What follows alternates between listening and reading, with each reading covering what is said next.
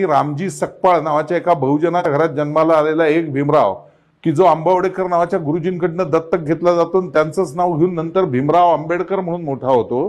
त्यांनी प्रचंड अभ्यास केल्यामुळे वेदांमध्ये जसं म्हणलेलं आहे स ब्रह्म जानयती ती ब्राह्मण, हा म्हणजे अभ्यास करून सगळं तो मोठं झालेला आहे, तसं त्या अर्थाने भीमराव आंबेडकर ब्राह्मण ठरतात वेदांमध्ये. छत्रपती शिवाजी महाराज आणि महामानव डॉक्टर बाबासाहेब आंबेडकर या तमाम बहुजन समाजाची अस्मिता असणाऱ्या महामानवांबद्दल राहुल सोलापूरकर नावाच्या विकृतीने परत एकदा गरळ ओकलेली आहे.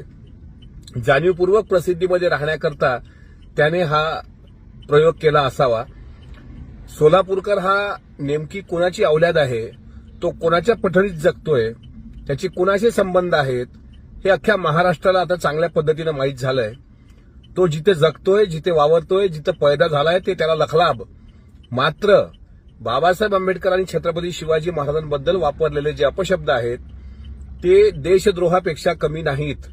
त्यामुळे महाराष्ट्रातील तमाम जनतेला मी विनंती करतो की या हरामखोरावर शक्य तितक्या लवकर कायदेशीर कारवाई करण्याकरता आपण स्वतः पुढाकार घ्यावा.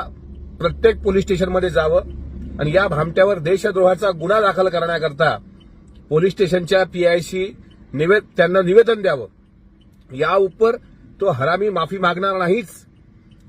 शिवरायांच्या चरणी किंवा बाबासाहेबांच्या चरणी जोपर्यंत तो नतमस्तक होत नाही, इतकंच काय, नाक घासून दोन्ही महापुरुषांच्या जोड्यांवर जोपर्यंत तो माफीनामा त्याचा देत नाही तोपर्यंत त्याला माफ करायचं नाही.